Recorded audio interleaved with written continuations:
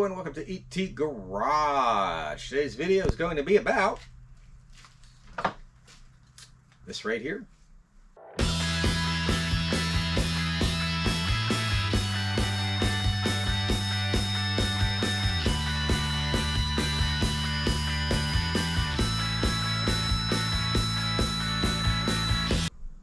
Okay, as I was saying, today's video is going to be about this cooler right here. And this is a pretty big cooler, and it's for power steering, believe it or not. This is actually an OEM factory power steering cooler that came on a C4 Corvette. This is for a 90. I believe it's will fit a 90 through 91. I got this from Miroc. And they are probably the best supplier of used C4 parts. And why am I buying it used? Because you can't get this new anymore, at least not that I know of. You might be able to get lucky and find an old, new old stock sitting in a box somewhere, but that'd be really difficult. This is for the L98. My 90 Corvette is the base model, L98. These did not come on the base model. These came with the Z51 package. Which was the performance handling package, and that came with a quicker steering ratio than the stock one. I think the stock one is 2.5, and the quicker steering ratio is 1.5. I wish I had that quicker steering ratio, and I was doing autocross the other day, but it's not for the amount of autocross and track days that I plan on doing. It's just not worth it putting that kind of money into sourcing a used rack that will probably have to be rebuilt, because you can get the base model ones new. No one is making the quick steer ones new, unfortunately, and so there's nothing I can do about that anyway. But if you didn't see my video, I'll leave a link during at the end of this video to an autocross I did, and I actually wasn't able to run the afternoon. The power steering became very heavy, and the only thing I can think of is it just was overheating. It was just getting too hot, and that wasn't even a really hot day. It was I forgot what the temperature was, but it wasn't bad. It might have been up to 80, but it was nice and breezy and everything. And I think the thing with autocross is you're not really getting up to high speeds, so that also doesn't help with cooling. So the rest of the car ran great as far as not getting hot. It was just the power steering game real heavy. I mean, it could be possible my front tires just got so sticky after they got warmed up by the last session that made it heavy too. Anyway, anyone who's familiar with the C4 Corvettes know they have heavy steering. I could go ahead and also change the power steering pump. I do have one, a spare one on the shelf sitting here. I don't know if I'm going to go ahead and do that. I don't think it's worth it. I mean, it feels fine when it's cold. It's only when it got really hot that one time that it became really heavy. There is a company, I believe, that makes a variable or adjustable power steering pump that you can put in these. They're expensive. If I can, I'll leave a somewhere during this video. I'll show a picture of it. And oh, I don't have it out here, but I'll bring up here on the screen recording of the diagram where this mounts and what's different. So we'll go to the screen right now and I'll show you that. Alrighty, here we are on the PC screen, and here is the diaphragm. This is from the factory service manual for a 90 Corvette. And if you look here, this is the cooler that I am going to be installing, the one that I showed you out in the garage. If you look up here, this one looping around like this is the factory one. That's the one I'll be taking off and replacing.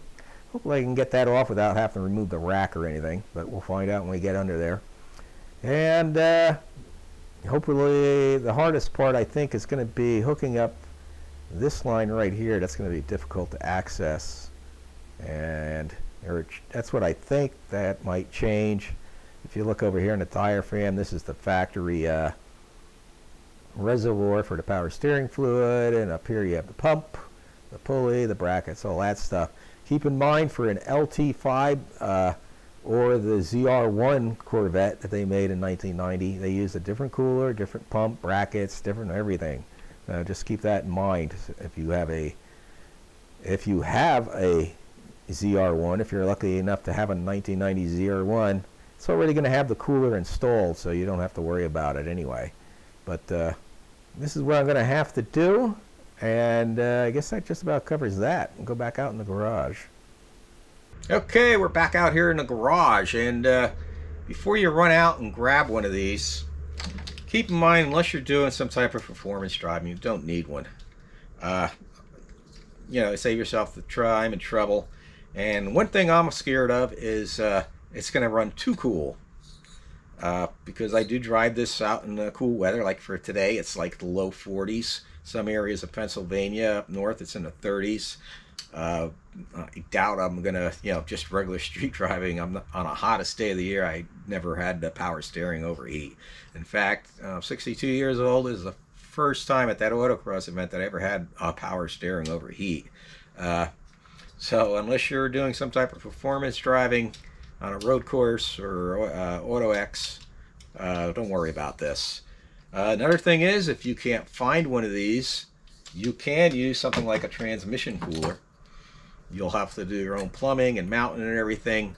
You just get something like this. They're actually not expensive. This would probably be more than good enough. I probably actually don't need that much cooling, but this is what came from the factory, so that's what I'm going to use.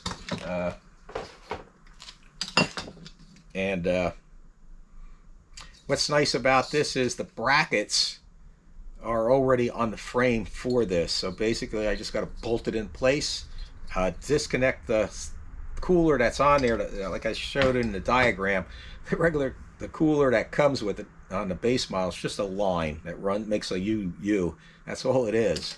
So GM wasn't concerned about power steering overheating unless you're doing performance driving like Auto X and track days.